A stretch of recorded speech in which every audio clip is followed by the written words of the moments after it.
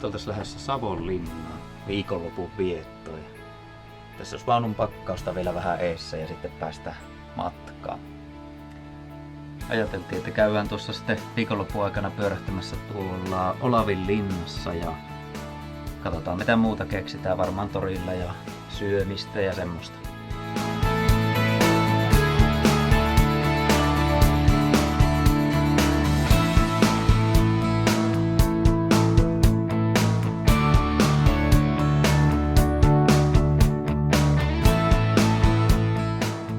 Reitti Savonlinnaa ei suinkaan ollut uusi tuttavuus, vaan sitä on tullut ajeltua paljon vuosien varrella. Ja Olavinlinnassakin on aiemmin käynyt, mutta tuo leirintäalue oli ihan uusi tuttavuus.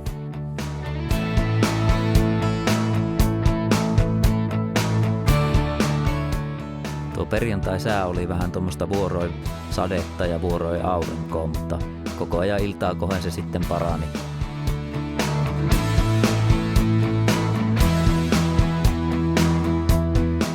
Leirintäalueen maksu oli 5 hengen porukalta 2 yöksi reilu 80 €. Ihan varmaan semmoista keskitasoa.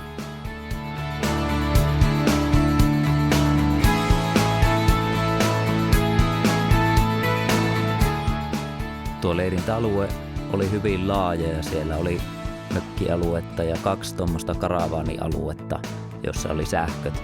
Ja ilmeisesti lisäksi siellä olisi vielä ollut sähköttömiä paikkoja. Ja tilaa oli todella paljon, joten me kierreltiin ihan kaikessa rauhassa ja etsiskeltiin semmoista hyvää koloa meille. Kun meillä oli tuo koirakin matkassa, joka tykkää ohikulkeville haukkua, niin haluttiin sitten koittaa löytää semmoinen hyvä rauhallinen nurkkaus, missä ei hirveästi olisi muuta liikennettä.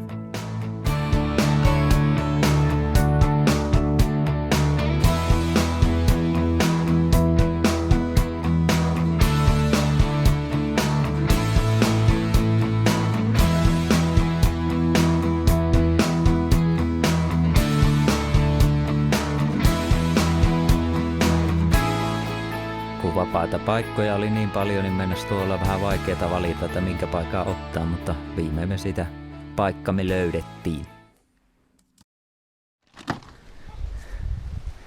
No niin, otetaan vielä autosta peilit pois ja lähdetään sitten katsomaan, että miltä tuo Savonlinnan keskusta näyttää ja Olavinlinna.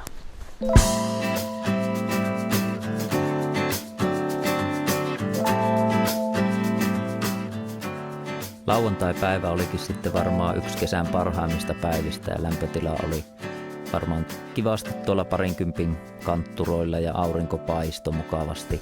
Että oli oikein hyvä päivä lähteä tuonne keskustaan kävelemään ja ihmettelemään.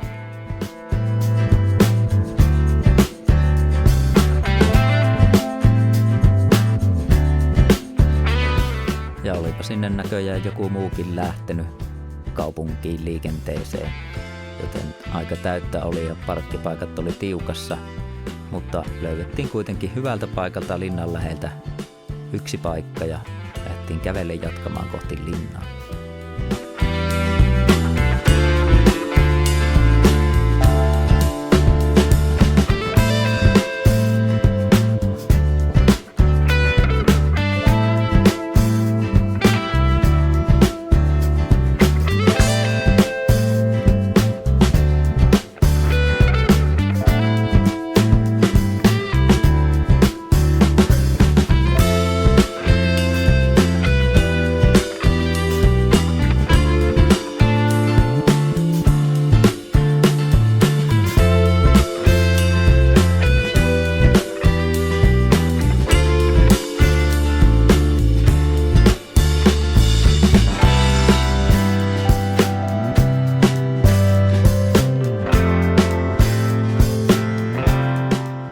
Pääsylippulinnaa ei ollut kallis, vaan olisiko se ollut noin 20 perheiltä, joten ei ainakaan rahasta jää kiinni tuo linnassa käynti.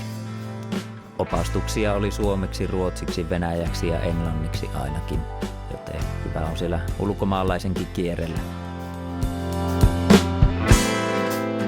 Ja oppaan johdolla tuolla on syytä mennä, nimittäin sinne ei kovinkaan moniin paikkoihin sitten pääse, jos yksin lähtee vaeltelemaan.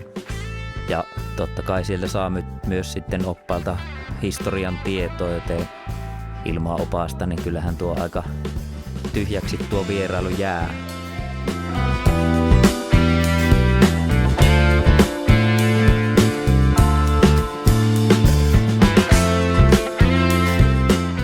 Ja tuo linnahan rakennettiin 1400-luvun lopulla ja tuon päärakennuksen rakennustyöt kesti noin 10 vuotta.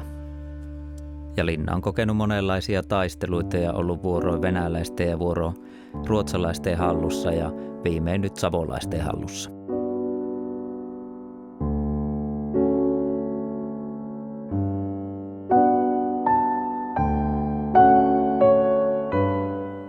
Ja niin kuin kuvasta näkyy, niin seinät on aika paksua tavaraa ja siihen on kyllä saanut kantaa muutaman kiveen ennen kuin tuommoinen linna on ollut kasassa.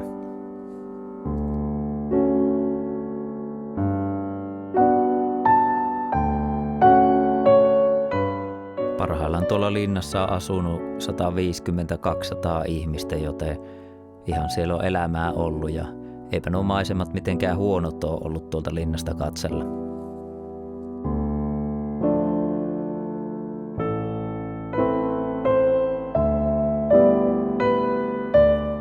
Portaat ylös torniin oli aika lailla jyrkät ja epätasaiset. Tätä sai kyllä tarkkana olla, kun noita käveli.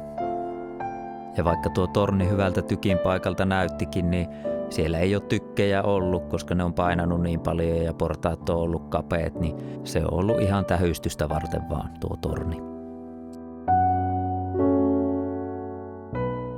Ja tässä on sitten linnan vessa, joka on toiminut kyllä vielä varmemmin kuin tuo kuuluisa junan vessa. Nimittäin tavara on tippunut suoraan tuosta alas tuonne kallioille.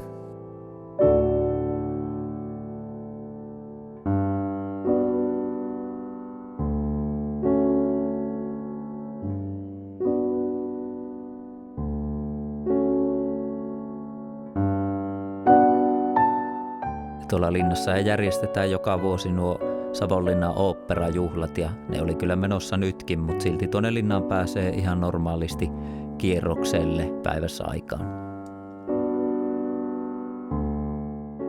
Olavinlinnan historiastahan riittäisi puhuttavaa vaikka kuinka paljon, mutta jokaisen kannattaa käydä itse tuolla tutustumassa tarkemmin tuohon paikkaan ja sen historiaan.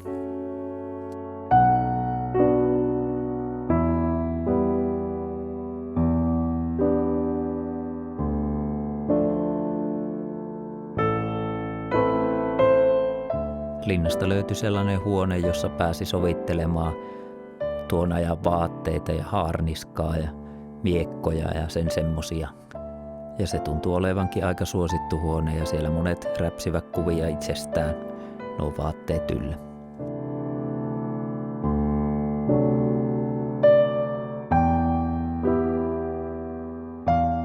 Tässä huoneessa pyöri video, joka esitteli elämää tuon linnan historian eri vaiheista.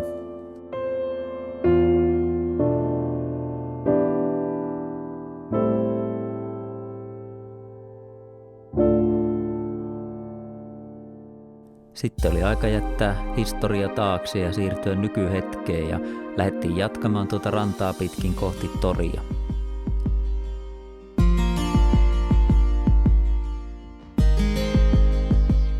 Tuota rantaa en ollutkaan ennen kävellyt ja sehän olikin oikein nättiä seutua. Siinä olikin aika paljon ihmisiä istuskelemassa ja viettämässä aurinkoista kesäpäivää, joita tänä kesänä ei kyllä liikaa ole ollut.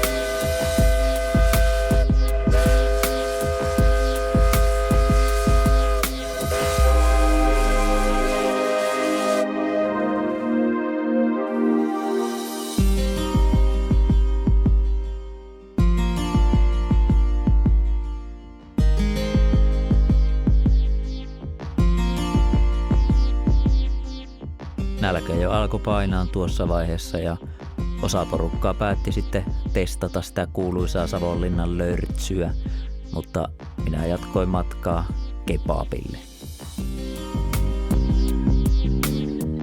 Syönnin jälkeen palasimme vielä takaisin tuohon linnan kupeeseen ja kävimme vielä tuossa Riihisaaren museossa tutustumassa tuo Savonlinnan alueen historiaa. Ja sekin oli ihan mielenkiintoinen paikka.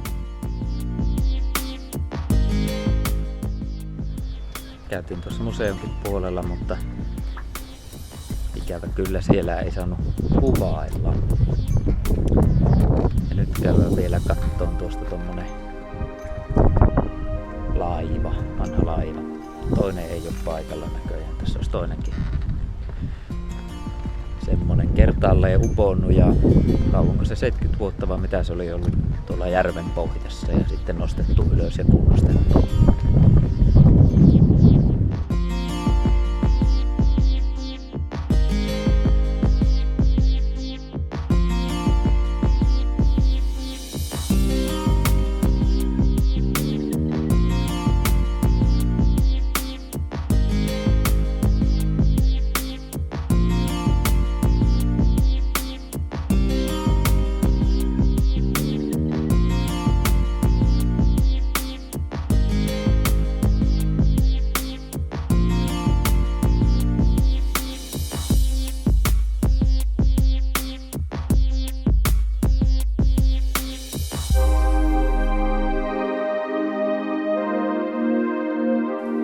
Ja kun tuo 100-vuotias höyrylaiva oli nähty, niin lähdettiin takaisin kohti autoa.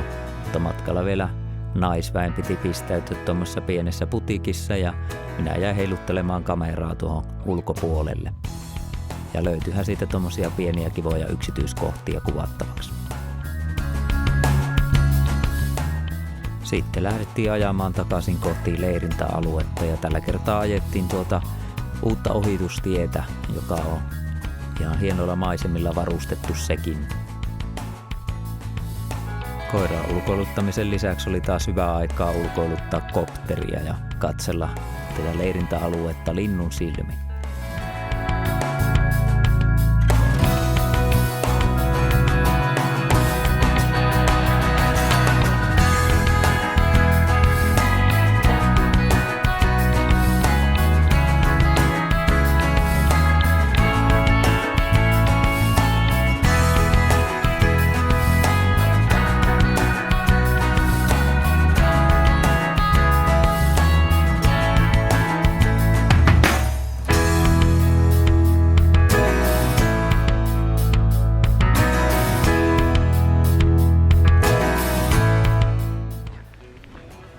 Sunnuntai-aamuja tai päivähän tuo jo on. Pikkuhiljaa olisi aika laittaa leiri kasaan ja lähteä ajelemaan kohti kotiin. No oli ihan mukava, tosi rauhallinen leirintäalue ja tilaa oli paljon ja paikkoja paljon ja sai ihan valita mihin haluaa mennä ja voi suositella kyllä siinä mielessä.